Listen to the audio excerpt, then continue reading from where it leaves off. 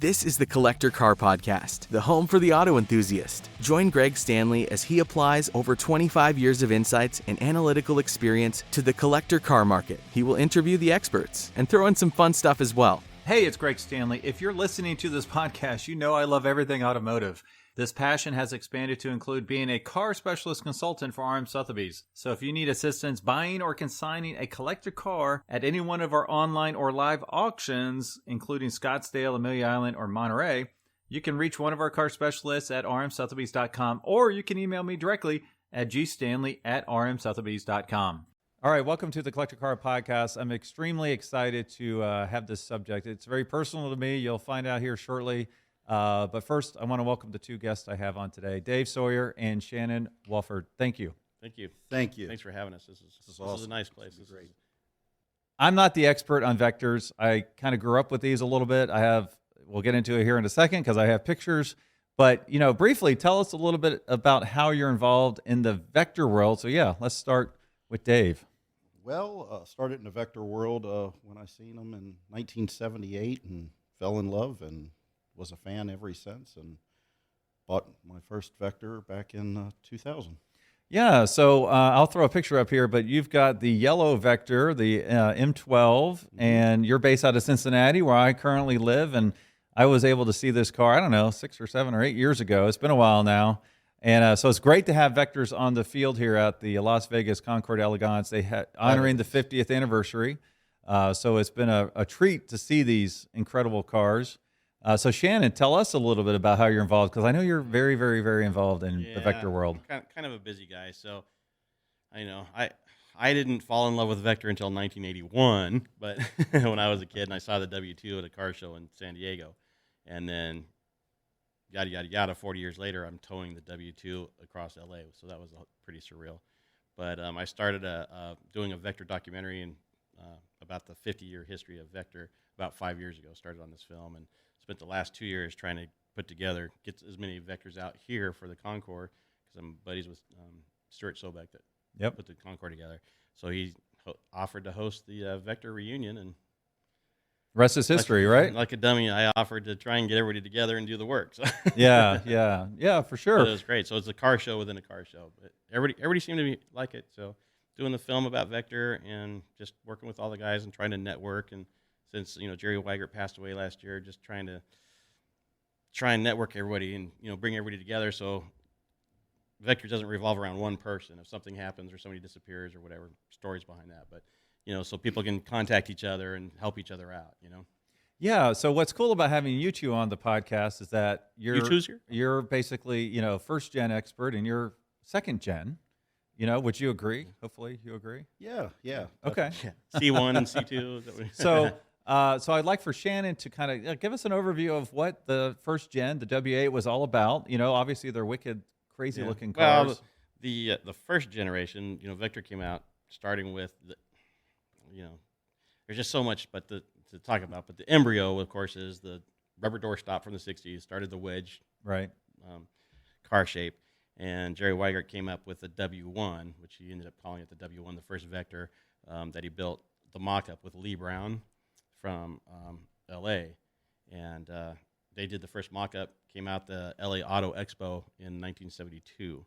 So that's what we're celebrating, is the 50 years since that debut of the Vector. Yep. And then after a couple of years, they kind of went their separate ways. And then Jerry came out with starting the W2 in 76, 78, they kind of got it to start running, and then about 1980 is kind of that the beginning of the iconic W2 Vector of the whole 80s promotion that was on every magazine on the planet, car magazine. So they ended up making 22, is that correct, of the W8s? Yeah, so depending on how you count them, there's always a debate, because there's two, and I can never remember the numbers because names and numbers don't stick, but there's 18 production cars, the W2 prototype, there's PP1, which is production prototype 1, and PP2, which is production prototype 2.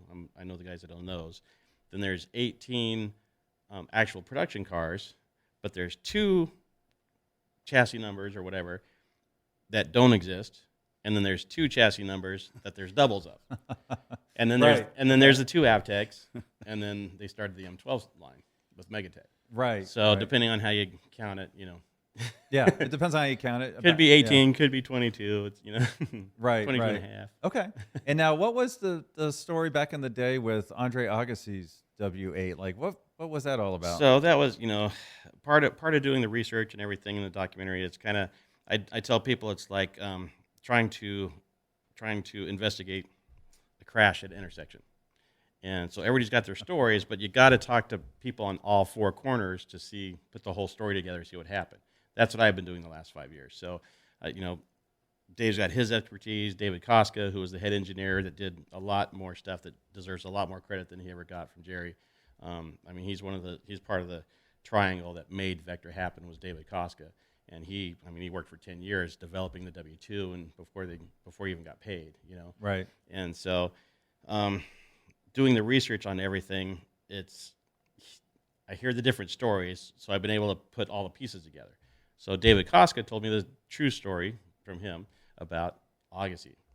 So Agassi is 21. There's a reason why Lamborghini and those guys don't sell new Lamborghinis to 20-year-old actors or rock stars or whatever, right? Jerry would sell a car to anybody. Right. Well, you had to. You're starting a business. And Agassi's a local boy here, Las Vegas. So he's having his 21st birthday party. He pays $455,000, writes a check for his W8, right? That's back in what year was that? 81? That was 90. I can't remember the year. No, well, it was actually like around 93, 92, 93. For a W8? Yeah. So the production, Okay. they got funded in November 88. They spent 1989 finishing the PP1, PP2 cars. And then in 1990, they started like actual production on the W8 series. So it was 91 to 93 for the W8 series. Agassi, and they all sold for different prices. It was Jerry Weigert world, Planet Jerry, we call it. So Agassi orders this car, writes the check for $455K, and they're finishing it up and everything. It's not 100% done, and that's out in California, right? Which, they don't rush. California's not New York. They're not in a hurry out there, So he wants the car at his birthday party when he turns 21 here in Vegas. What could possibly go wrong, right? Right. So you got a 21-year-old kid with lots of money. He's got this new toy. It's his birthday party. You got Jerry Weigert and the Vector, and they're trying to get it together and everything else. They tell him, look, it runs. We can, if you really have to have it, we'll take it out to your place, but don't drive it because it's not finished. They take it out, bring it out to Vegas. He's got all his buddies there and everything else. And, the rumor, which there's a lot of in Vector, the rumor is, he drove it, caught on fire, whatever.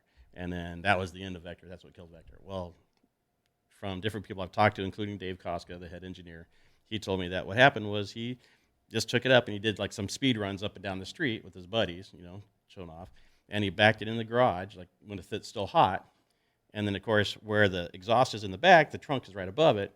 And what happened was the heat from the exhaust had kind of melted the carpet. Right. So it's kind of, didn't really smell. It's just like a bad smell, melting carpet, whatever. I've done that trying to form carpet, building cars, and you put like a heat lamp trying to form the carpet, on the humps and stuff, that kind of thing. So he's a little bit embarrassed, but not a big deal. Didn't catch on fire. It wasn't, didn't smoke out the garage or whatever. And it was David Koska said, hey, it wasn't a big deal at the time, whatever. He did his party, whatever. We went out, we got the car, we brought it back, we finished it up. But he ended up not getting the car. And that's a pretty good size refund, right? Right, yeah. And he said it wasn't until like a year later, the story got out in some car magazine. Oh, I guess his car caught on fire, blah, blah, blah. And Word of mouth. Right, and then, right. So it's kind of like doing the James Dean documentary I'm also working on. It's doing the research and trying to separate fact from fiction and wheat from the chaff has been difficult, but it's interesting. But all the true stories, because normally when you do research online, especially these days, is everybody likes to just cut and paste, copy and paste, to get clicks and blah, Sure. blah, blah. Right. But talking to enough people and traveling and everything else, and you get all the different pieces of the puzzle, the true stories are so much more interesting than the stuff they make up online. Right. I bet. And it's all unbelievable. The saying is true. You can't make this stuff up. So. Well, it's funny because, they're both gorgeous cars. They're so different, the two of them. Just almost night and day between the first gen and second gen.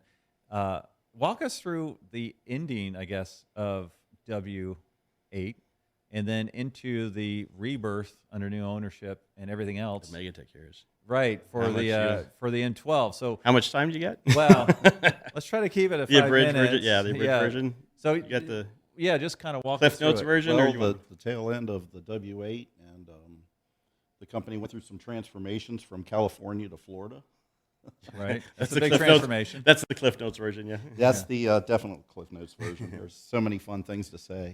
Well, so for the W8, was it really the Agassi thing, or was there other stuff occurring that caused it to shut down after? Well, it's kind of like what sank the Titanic. I mean, it's not An just one iceberg. thing; it's just a lot of things. Yeah, Right. You know, Right. So it's a combination of things, and they call it the hostile takeover from Megatech, which is an Indonesian company, and I go into it more in depth on my film, but basically Megatech from Indonesia, and if you look up the Tommy Suharto, and that whole clan over there, and like I said, there's drug cartels and murders and Crazy stuff. weird stuff, right? Right.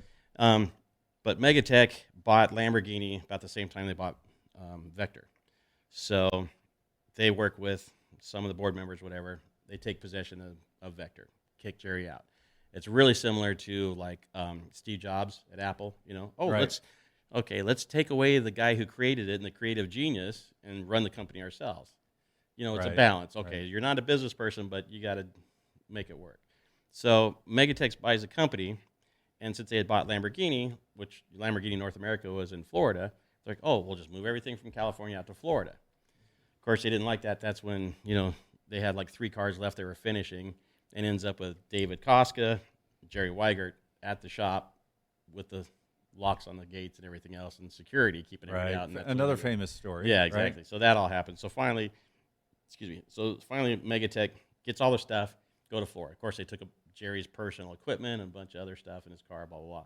But everything moved to Florida, so at first they kind of shared the Lamborghini dealership in the area with Vector, and then they kind of separated buildings and stuff. And so Jerry had already brought out the Avtex, which were a little bit stretched, more streamlined version, whatever, of the W8. And they just kind of modified that.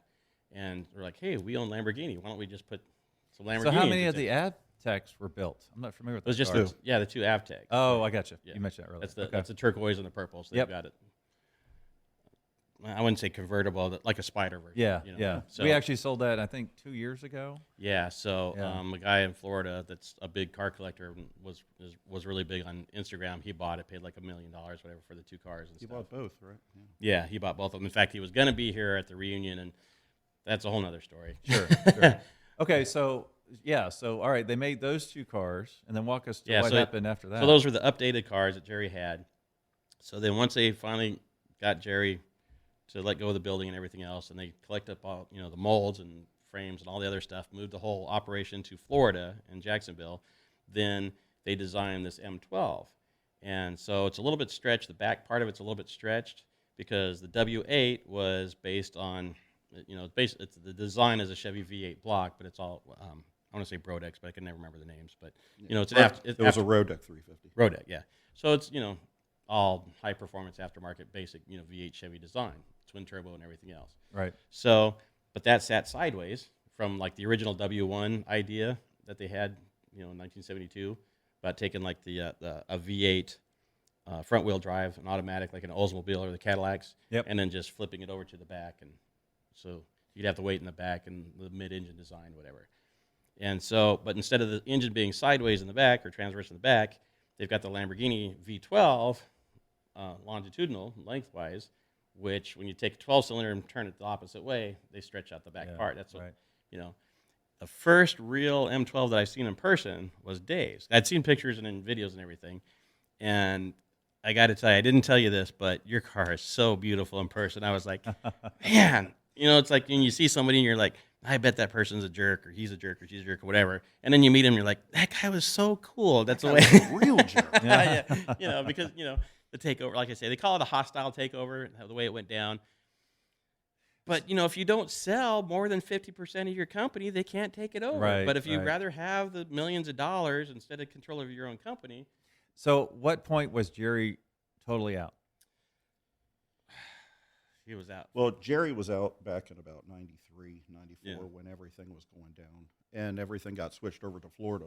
Once it went down to Florida, he kind of went off on wet bike or jet bike. Jet bike. Yeah. Jet bike, which is, someone who's a genius and comes out with great things, or they could pencil it down, it doesn't mean that they can come out with great performance, or they're a great business person or a great leader, because most businesses without the leadership of taking care of your team, it's just failure. So Right. It's got to be sustainable. Right. I mean, Definitely. great ideas are great, but you still got to pay people and pay rent and everything else. all the overhead. I've heard that I mean, Jerry's a great artist and everything that he does and everything, and designer and everything and whatnot. But his business training, his business skills, I've heard that Jerry went to a seminar somewhere, and his extent of business training was somebody told him, the first rule of business is never use your own money. And he's like, okay, that's all I need to know. And that kind of explains the rest of any questions you have about Jerry and business. I didn't follow that book. Yeah. I wish He's a lot better businessman. I don't know about that. Well, Gary's in a much better place. We'll say that right now, and he was a very interesting individual. Yeah, everybody liked Jerry. I mean, it's he's just a likable guy, and he's always most of the time mellow and everything else, and like I said, he's a smart guy and everything. He just So that was the first time that Jerry was involved with Vector, and then he was out of it. He got back into Vector, I would say, around 2002. oh, okay. There was that pause, and when Mototech owned it, and they lost $44 million. You said you had some brochures and stuff about that. Yeah, they learned how to spend a little bit of money as well. They lost a little over $44 million, spent a little over $1 million per car, built 17 of them, which really wasn't parts from old ones. Anything. I thought it was 14. You're saying it's 17? Total cars when you're taking the PP ones. Once again, Oh, the production car, the pre-production cars, the crash test cars, the race cars, It's giving me a headache. parts, Yeah. putting Okay. back together, and then And this is just the introduction to 50 years of Vector. I So you know. can see what I've been going through the last few years, trying to figure this wait stuff until out. you see the next 50 years. It's Oh my gonna gosh. be Yeah. Well, so before we move on to the M12, I do want to give a little shout out to one of the cars, the two W8s that were here. So we had the silver Oh, car from the gorgeous. Peterson. Oh my God. Yeah, So incredible you were car. there all day. I was Top shelf. I was judging Corvettes, but you got to be there all day. So what was the feedback on the Vectors in general? In general, it was Because there was a lot of people. there was so many people that came to the concourse just for the Vectors, and I was It was very shocked. cultish almost. Like I was Yeah. like, wow, these guys are There's not a lot of leaving that these is the guys best- alone. that There Right? was a the lot of best Vector way of- shirts. There Yeah. was we had more owners here than the actual car. So there's actually current and former Vector owners here, plus ex-employees, plus the fans. Oh my God. From Alabama. Well, I got to give a shout out to Angus Mitchell because I talked to yeah. him yesterday. Oh, Hey, my God. he said, give my dad a shout out. So if those of you who don't know, Paul Mitchell of, famous hair care product line bought one of these cars, the black one, or his brother bought it new. John Paul DeJoria is the owner, and he was partners with, and I can never remember Mitchell's first name. What Angus's dad's name? Paul. Paul. Huh? On Paul the Mitchell. signs, Paul Mitchell? Yeah. Yep. So he was. Well, you can excuse him because of the, Oh, doesn't use the hair oh. products as much as some of Ouch. us others with I'm hair. not that familiar either. I Paul love Mitchell, from what I understand, is a mixture of John Paul DeJoria and his business partner. I Mitchell. don't know the And Angus Mitchell is his business partner's son. Gotcha. John I Paul don't know DeJoria has a their daughter company who version, is- but I'll tell you, the people are the greatest. They were. Oh, Angus phenomenal. is awesome. I mean, he's Oh, so yeah. cool. My I mean, God, very graceful. these guys just Yeah, it's incredible. They just ooze cool. You would never know that he was the owner of the car because he was just so giving and sharing. Yeah. And Well, he just- was geeking Yeah. out more than anybody about Was he? cars in general, which Angus. is super cool. So I do want to move to the M12. So Okay. I do have some pictures I want to put up here. And this is, it almost feels like a little trivia game here. I don't know. I'm going to throw some pictures up here, see who can talk about what. So if you look at the screen over here, we've got, let's see, this is the, That looks like a brochure photo. yeah, it's 1995 annual report. Yes. Now, you mentioned Jerry was involved in 2002. I'm like, there weren't any Vectors in 2002. So what was he doing Well, at that what time? happened? Well, do you want to tell him? Because Jerry did a lawsuit and got most of his stuff back. Okay. Got most of his stuff back. We're still going through some internal things. May 21st of 2001, a company called American Automotive Corporation bought the names and marks of the M12, the logo, Vector Automotive, and all of that.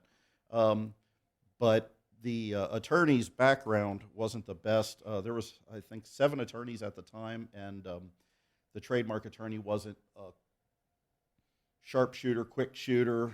Right. Didn't right. shoot from the hip, like Jerry's attorney up in Chicago. And Okay. the trademark instantly was an outdated Sure. thing. And Yep. oops, you don't have the name anymore. But he really didn't push the issue because he knew that there was problems there. That Yeah. I talked to him in Indianapolis at the PRI show, and it was quite interesting. He was always kind to me. Yep. Walked on glass, Yeah. and but we just kind of kept it at that. Okay. Well, let's move on to these cool pictures Yes. here. So I got a lot to flip through here for you guys. So The pre-production car, that was actually one of the first cars built, and it was the built for the ads and everything else. That wound up being number 13. Oh, They really? repainted Is that the that one that one was on the original brochure? Black, yes.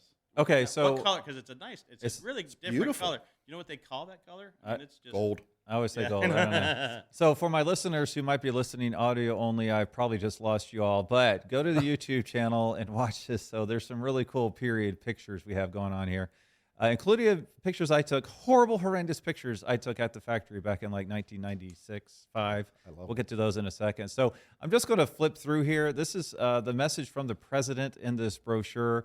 I called out something on the left here. The projected goal was 17 cars per month. Now, do you think that was ever truly feasible? It could be feasible really if can. stuff was This was just, hey, you know what? We need more money. We're going to do it. Here's what we're going to do. a lot of expenses. As a matter of fact, the photo that you're seeing there, we'll have to double check with the one of the historians, Jurgen, which is a friend of ours who's not with us, who would really love to, but he's out of Germany. he's still alive. He's so- still alive. I didn't Phrasing- mean that. phrasing. He's still here, but he's in another country. He tried to get here. But I was told that this original photo here, I'm sorry the podcasters can't see that one, they actually had cardboard spray painted black behind the grills so you couldn't see the engine, because at the time, during that photograph, I was told there was no engine in it. Oh, wow. I So also, a little bit of Hollywood on. yeah, I want to call out the wheels. The wheels are just gorgeous on this car, aren't they? They are. I mean, 3-spoke design. I don't know who. Do you know who? I mean, they're just gorgeous. I do. It's written down at home, and I'm so embarrassed because there was a gentleman named Brian that I dealt with at the company, and I could remember his name. He was very kind, but I can't think of the name. That's of the okay. wheels. All right. We're going to keep moving here. Another great shot. This is a letter from the president, D. Peter Rose, Vector Automotive Peter Corporation. Rose. Sorry. I'll keep flipping through here. Some nice glamour shots of the engine bay. I mean, that thing looks beautiful and nice and clean. Interior shot, which this is interesting. Take a mental picture of this, because in a second, I think you'll see this exact car without the interior in it. I think it's the. Your factory And that's shot? the first Yeah. generation of M12. There's actually 2 generations of M12. My head already hurts. Why are you giving me more information? I told you there's a lot to it. There's a lot to it. If All you right, look go at the ahead. dash, there was relay buttons that you can push on there. On the second generation, it didn't. For someone with a little bit upper development that's trying to get into the car, the second series, the doors open up about 6 inches further than the Right. first generation, which is phenomenal for me. And there were some few other different cues that changed on the first. The first generation also had roll up and roll down windows that are 4 inches. Yeah. And it's so it was a lot of supercar. weight, a lot of. So you could fit goofiness. you could fit a Whopper through there, You- but you could not fit the I milkshake. joked about that. You can stretch your hand all the way out the window, and all you can do is wave to somebody. If you, if you if try you to pull that bun, through, cheese, meat, bun, you're all right. yeah, build it Okay. yourself. All right. And the second generation, they just said, hey, there's no need for that. The cockpit is sealed, but the air works great. The ventilation system works good. So it's- All right. Well, let's continue moving on here. I also want to call out in this picture the exhaust pipes. Pretty unique and different, right? I haven't seen those on any other car. a lot of weight on the end of the tips, and if you look at some of the newer ones, they've been modified and changed out because of how heavy the tips were. Really? Yeah, at the very ends. That's interesting. Okay. All right. Continuing, just another nice shot. 1995 year in review. I'm going to call this out because we know this company failed shortly after these pictures were taken. 5 years. This is what happened in 1995. A new Vector team was established. The exciting M12 exotic supercar was launched into production. Manufacturing assembly facilities were commissioned. A national network of premium dealerships was identified and qualified. That doesn't mean they actually happened, right? That means, we want them there. They qualify. It was almost a Tucker thing. So Well, it's like, I don't even know if they called the dealerships up or not. buy I the don't know. radio and Yeah. put An aggressive sales and marketing strategy was developed. It wasn't necessarily implemented. The first two production M12s were built for the official launch in Detroit at the North American International Auto Show in early 1996. I think I have pictures of those here in a second. So you tell me. You guys are the experts. We have. All right, here's my crown and glory. This is my one share of Vector stock.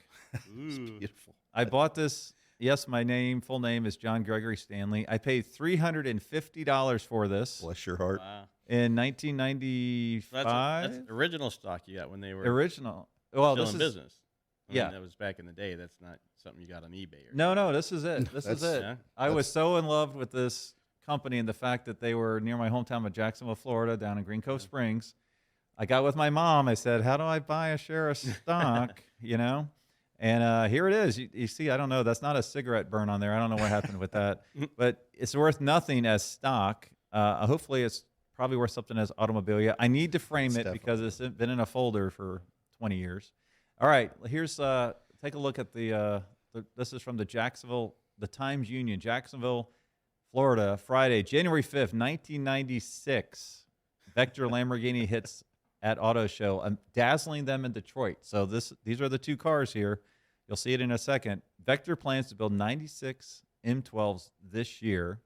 That did not obviously happen. The fish was this big at the time.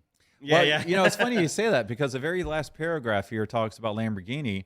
Plans for 1996 call for 24 VT Roadster Diablos and 12 rear drive Diablo coupes at $222,000 each.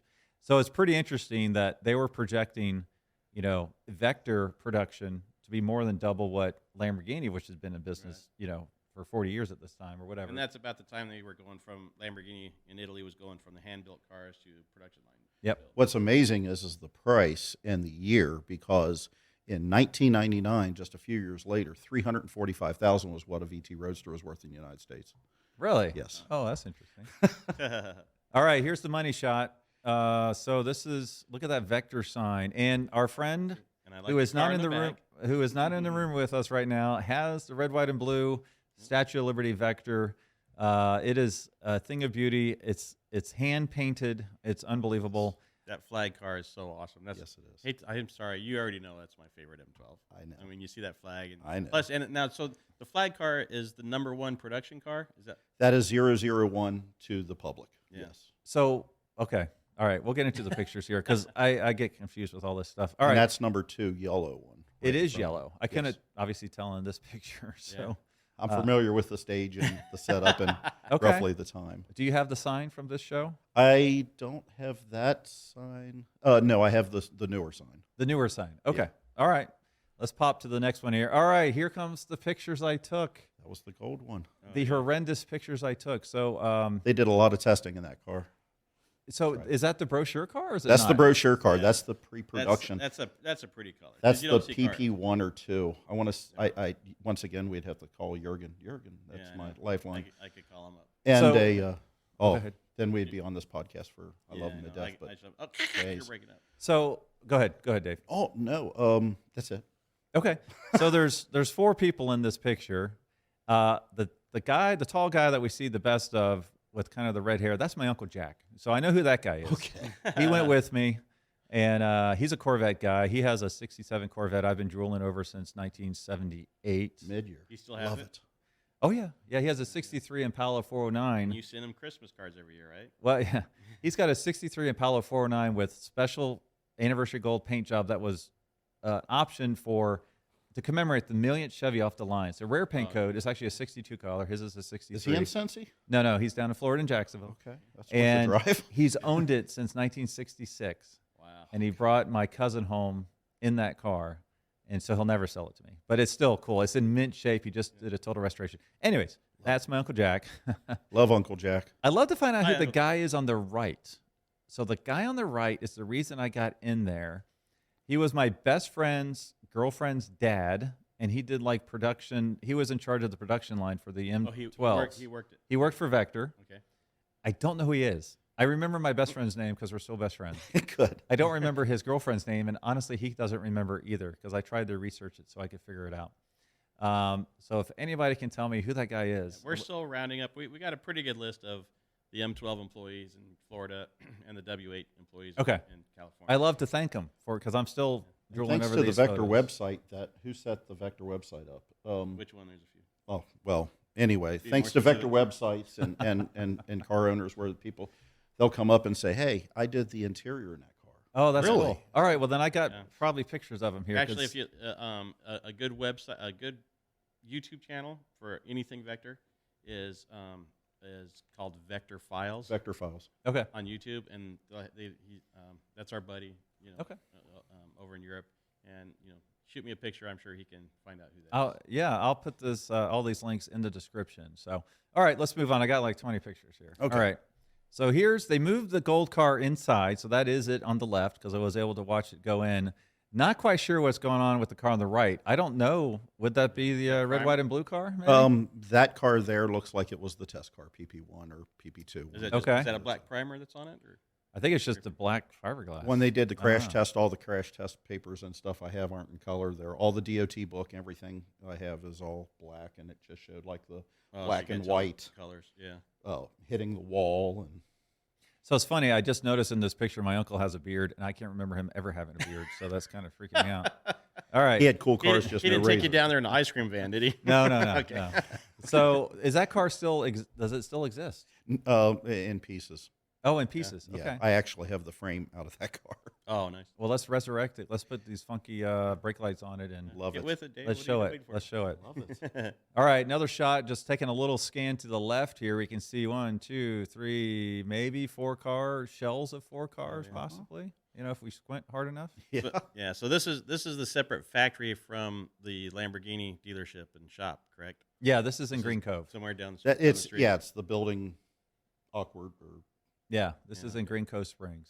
And I apologize because the pictures are only going to get worse. No, they're great. I love it. I love this It's- picture. People hanging out. They're working on whatever number this is. I have no idea. I like the fact that somebody spun the rotor and it's still spinning in that picture. Let's see. Any call outs on this particular shot? Recognize any faces? No, Jim owes me $20. Another shot, just some stuff in primer, looks like. I have a lot of the racks bought from a friend out in Florida that ended up with a bunch of the tooling in the racks, and I have quite a few of that. So you are a dedicated car enthusiast if you're buying the rack of the car. I mean, Yeah. that's kind of nuts. Well, okay. if you got the parts, you got extra doors hanging around, you got to have the correct display racks for it to hold them. Sure. I mean, come on. All right. Pictures are starting to get worse. So here's the call out. So look inside the dash here. You can see they have like PVC pipes to keep the carpet from coming out. You can see they got some test stuff. I mean, what I like is you can barely see in the upper left, that's a temporary tachometer up there, I guess to test the engine and stuff like that. So is your thought that this is probably the brochure car? That is the brochure car. Okay. This is the brochure There's only car. one that's that color, correct? Yes, there's only one that color. Oh, well, that made it easier than I thought it would be. All right. I thought this was a cool shot, just That's a very cool Nice. shot. right. A couple of Looks the like- seats. Couple Yeah, of it the looks like seats, the it's phone. something Gumby or somebody hugging the seats. Yeah. you know? right. And then here's a better shot of the interior for the show car. Handily, they have the fire extinguisher right there, ready to go. Yep, of course. Well, that's it's required, as a judge at the concourse here for the Corvettes, the fire extinguisher is required, or that's 3 points off. Now, time out. Look, there's another painted Vector back there. the silver The one. silver one, yeah. Oh, all right. Somehow I didn't get that car in any of the other pictures. Yeah, we're kind of weird like that. We can, Well, that's why you're here. That's why I scanned all it's like those magic eye pictures. We can pick stuff out All right. like really That's Bob quick, Shue, who still owes me that money. Yeah. Yeah, but so you're Before making... we go any farther, I just want to say, Greg, thank you very much, because this is still automotive history, and without people like you, without you taking these photos, I mean, this stuff is lost. I mean, like Yeah, I said, Absolutely. I and mean, when- he's a fan as much as us. He was at the factory back Yeah. then taking pictures. Well, it's nice because I finally have an outlet for all this geekiness, right? Yeah, I trust love me. it. Yeah. Actually, But You're listen, not alone. My girl asked me, what I make a month, and I said, I usually bring home about 4 or 5 figures a month, and she doesn't know they're Star Wars figures. But so what's so funny? Yeah, right. What's so funny is I met Dave because of these pictures. I made well, we're friends because the pictures I have of Dave too. so the way Hey. so the way we We met have a was contract on that. I have a big car buddy. His name's Opie. He does a cars and coffee outside of Cincinnati, and I'm like, I got all these Vector pictures. You know anybody that would appreciate these? Opie's Oh, yeah. great too. Yeah. And Oh, yeah. he said, there's 2 Vectors in Cincinnati. I'm like, I had no idea. And so he set up the tour where I met you. So we went to our buddy's place first. We looked at the red, white, and blue Statue of Liberty car, and then we grabbed him and we went to your place and took a tour of your place and saw your car. So the whole reason we met is because I was this big car nerd in 1996 or 5 or whatever it was. All through Ellis. Love Ellis. Right. You know, yeah. you know the saying, us loners have to stick together. So All right, here's another shot from the other side. I thought this was pretty cool just because you can see, everything's not quite together yet. I'm not quite sure on the upper right above the glove box door what all those little buttons are for. And Those are switches. well, I know they're switches, but they're duct taped up switch, not a there. proper nomenclature. Headlights, the whole 9 yards to mock up. Okay, all right. Now we're getting worse and worse pictures here. So there's the back end of one. I remember on the tour they told us that the Diablo engine cost $37,000 is what they had to pay for these engines. So not a great I have shot. a story about that too regarding the Lamborghini engines for the M12s and the W8, but we'll get to that. You want to say that now? Dave already knows this. Yeah. Well, tell us now. We're looking at 2 pictures of it. Here's the other engine. It's part. So when, as I was saying, when Megatech bought Vector and Lamborghini, and they were moving everything to Florida, and they took a bunch of stuff. Well, supposedly the number 17 car, right? 17. Mm-hmm. So the number 7, because 18 is the last one, the green one, right? So the number 17 black W8 went over with it. So Megatech has a Vector and Lamborghini in Florida. So they're like, oh, we own both companies, blah, blah, blah. So the story that I've heard from different people, 99% Right. verified, 99% verified, is somehow they said, well, they owed the Lamborghini factory some money for some engines that they got. So they used the Vector W8 as exchange and payment. Oh, okay. And so they sent the Vector to Italy, to Lamborghini, in payment for some of these Lamborghini motors. Okay. So somehow this car is there in Italy, and it ends up, of course, Chrysler or Audi buys them, and the Vector W8 ends up at Audi in Germany, and then it gets a kind of a, not an underground deal, but they sell the car, and it ends up at a museum in Germany. And so all of a sudden it shows up with the registration, and it's a brand new, almost no miles Vector W8 from California with Kentucky pink slip. Oh, Inbred Yeah. Kentucky or somewhere with like 2,000 people. So we and our buddy of Vector Files, in Europe. By the way, I love the great state of Kentucky. And you stop me anytime you hear you stop me anytime you hear something wrong. Okay, Kentucky's going to be like, we hate Vectors. Yeah. and so now this car is on display in a museum in Germany with the title from Kentucky, and so we don't know how it went from California to a Kentucky title when it was in Florida, right. and then Italy, and then Germany, blah blah blah.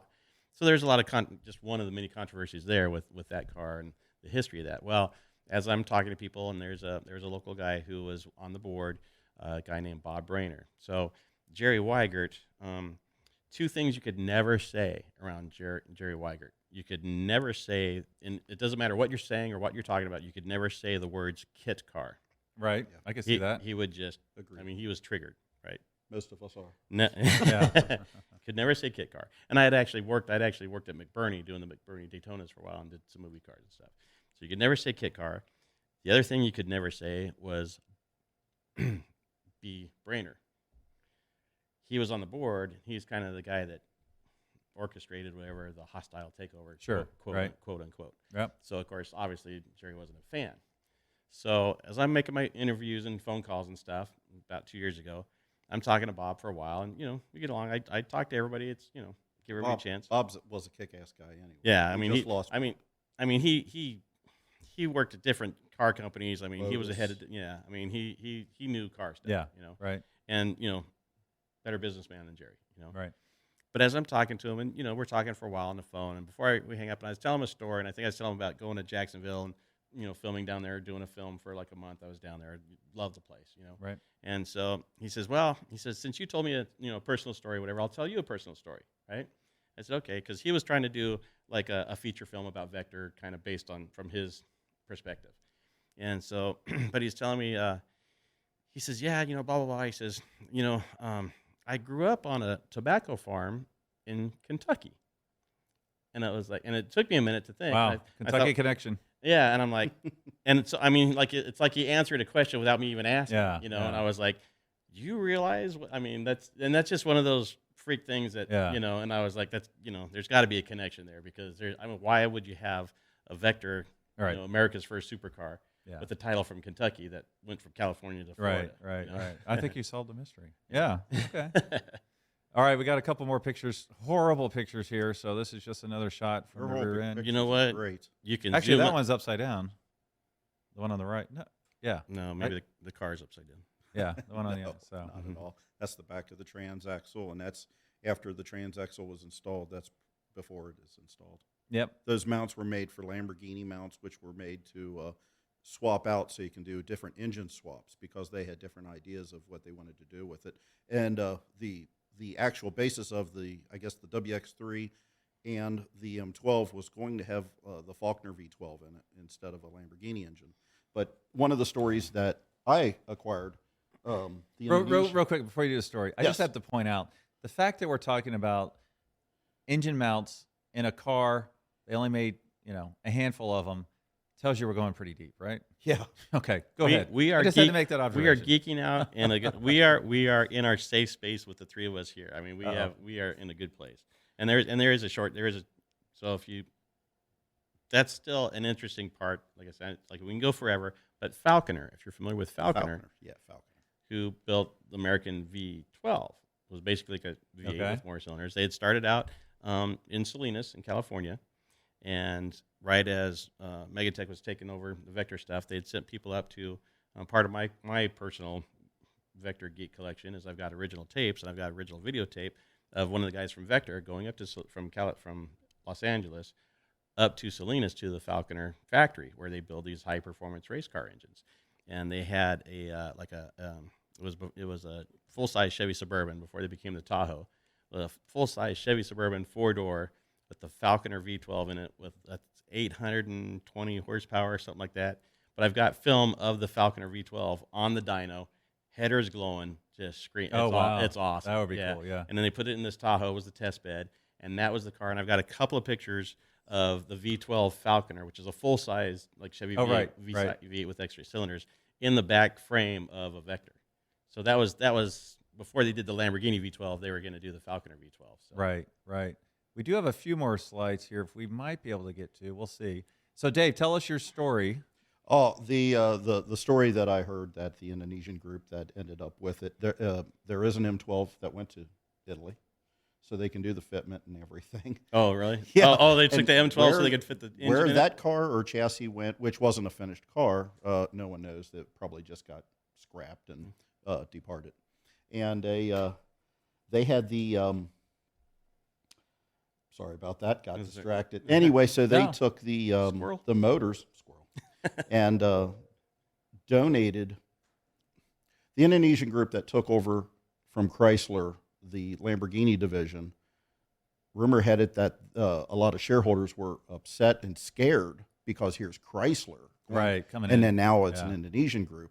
So what they did was they bought the motors for the Vectors to help pick up sales. Okay. Yep. And that was one of the rumors to help say, hey, look, no, Lamborghini's doing better now without Chrysler. Right. So that's one of the stories that I heard, that's why Lamborghini engines ended up in Vectors.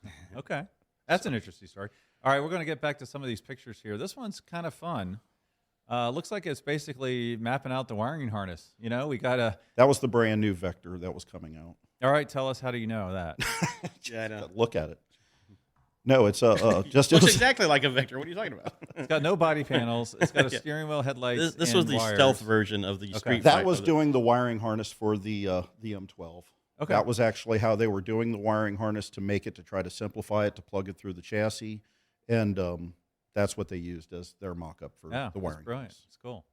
All right, now this is one of the worst pictures, but it is the test car you The said. test car. Different shot of that, extremely blurry. I'm sure it was moving really fast. Not your fault. No, I was probably tripping over something. Another horrible picture here. I don't know. I love the back slats on these cars. I got a picture where you can see the Lamborghini engine. Well, it's great not only to see the engine, but it allows all that heat from the mid-engine to escape, and that is a blessing. Yeah. In any supercar to extract heat, that is, Yeah. you know. And the whole reason I took the picture on the left is because I could see Lamborghini script on it. Oh, yeah. I love it. I love louvers. I'm sorry. Yeah. You know, if it's a Mustang, Mach 1, whatever. I mean, Absolutely. hood louvers, Yeah, anything. the Mach 1 spoiler slats. All right, so I did get a picture of the silver car here. Someone working on something. So I just tried to grab all the shots I could as Interior, I was going that's through. the console. Oh, yeah, console on the ground there. Sure. All right, just a few more to go. Oh, this is the last one. I had to put this last shot up because it shows the M12 show car, and on the bottom it says American Dream. I thought that was brilliant. So It was. that's it for our slideshow. Is there anything else you kind of wanted to cover about M12s? Well, not too deep. I think once we're talking about engine mounting bolts, I think we've gone know. deep enough. How many threads are on the lug nut? Right. So, Dave, Actually, on the M12s, they're studs. Oh, They don't have they actually have the studded ones. I got wow. to reel these guys in here. All right, so Dave, any last comments? Oh, wait, I got a question. Yes. Oh. So we talked about the W8, the M12. Will there be another generation of Vectors coming back? So you haven't seen the WX8 from 1999. Okay, let's talk about in the future. Anything There you go. today beyond? Will we ever have another Vector on the road? That's one. up to the I was- attorneys. I was That's going to up say the it's gods. kind of confidential, as Jerry would say right now. So I mean, we've got a grade on our Facebook page. We've got a Vector group. We've got a really talented younger Italian kid who's worked for Toyota and all these big companies. And in his spare time, he's doing vector designs, new vector designs, and computer graphics that are just. Is there love amazing. for the Vector? Would everybody love to see another one come out? Absolutely. Yeah. Here's But in okay. my field, in my thoughts, and the next car, and if anything with me and my attorneys have to do with it, it will be a race car. The street car will not come out yet. I think that some stuff was thought of backwards, and I think the Vector name should have been out on the race course, like a Saleen. Yeah. right, But let's get that name Ferrari. Let's get that name Vector right, out established. there. Win on Sunday, sell on Monday. There you go. And and not only that, but a race car, I don't want to say is less money than a street car, but it kind of is. You don't have Yeah. to worry about the bells and whistles, the AC. You don't have to worry about DOT testing. Right, yeah. You don't have to worry about all the crash testing and airbags and all this extra lighter weight. When it comes to a race car, and let's face it, it should be fun.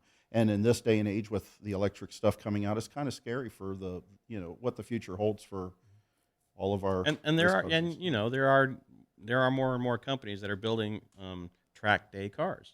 Oh, yeah. Weekend cars, just like buying a dirt bike or something. Yeah, you're not going to ride it to work, but you're going to have fun on the weekend.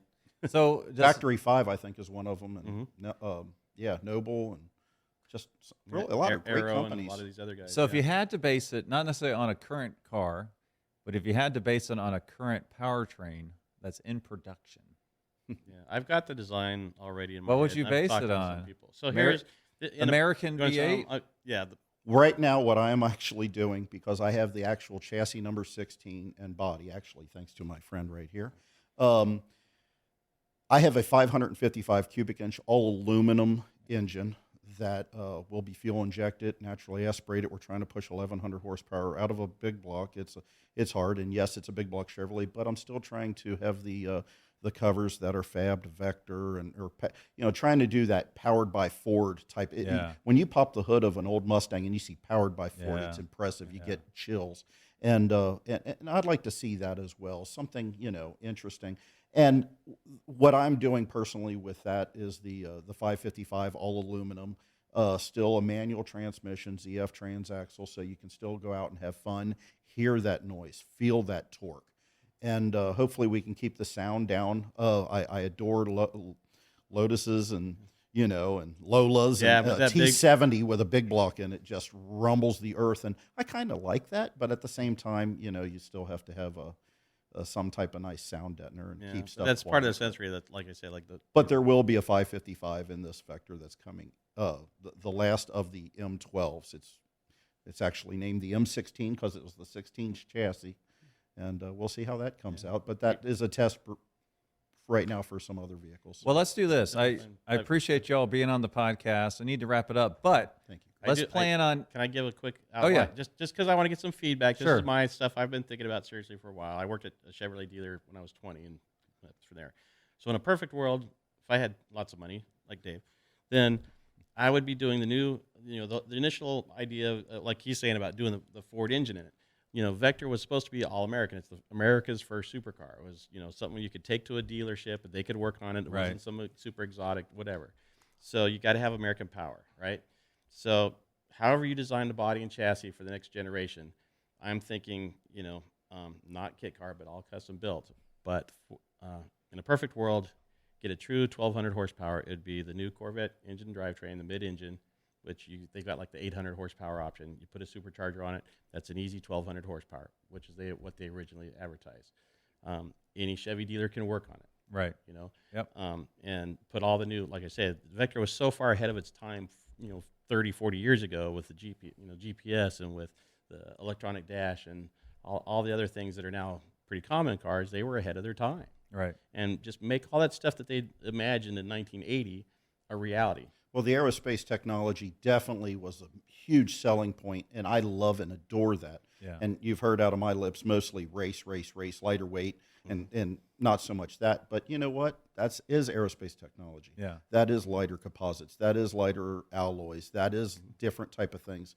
Right now, a jet fighter can do so many incredible things that is unreal that it's hard to catch up with the technology like that. So the rumble of a 62 Ferrari GTO, feeling it under the buddy, under your pants when you're shifting gears, and the hair that's sticking up on your arms when you're taking that tachometer up, as well as technology, aerospace technology, to keep Jerry's dream going with the aerospace technology is very important to the future of whoever does anything with Vector. If it's American Automotive Corporation or if it's somebody else, it needs to keep Jerry's dream alive with that. That's great. All right, that's a great way to end it. Let's make a deal here. Let's meet again when either we have the M16 out, Yes. or when we have the movie out, Oh, or when we definitely. have the new Vector out. Any one of those Not three, the same or all time. three. Yeah, I'll definitely keep you the updates on the Vector America's First Supercar documentary coming out next year. So Awesome. Which is phenomenal. And if you can see he's seen a some little clips pitch, of it online. if you can see his James Dean one too, throw that out there too. It's great. Okay. Trust me. And there's actually some connections between James Dean and Vector, which is All right, we'll leave it at that. yeah. Yes. All right. That's all I'm going to say. Yeah. Thanks all for joining me. Bless on the your heart. Collector Thanks Thank you for very much listening. for having us. It was great. It's Thank you. fun. I hope you enjoyed the concourse. It's the first time here at Wynn, and Oh, it's fantastic. yeah, so it was great. By the way, beautiful hotel. The staff phenomenal. Yeah. Come here and see the magic. The Wynn Hotel is. I phenomenal. love this place. It's been great. Yeah. Thanks, guys. Thank you for the use of the studio and the time and helping us out, everybody, because it's been a really fun, interesting weekend, and you can tell by how many fans of the Vector were out this weekend Yeah, that people that's true. it's still a popular car. Cool. Thanks, God guys. I bless. appreciate it. Thanks, Greg. Thanks for listening to the Collector Car Podcast. Don't forget to give us a nice rating on iTunes and be sure to follow us on Instagram and everywhere else at the Collector Car Podcast.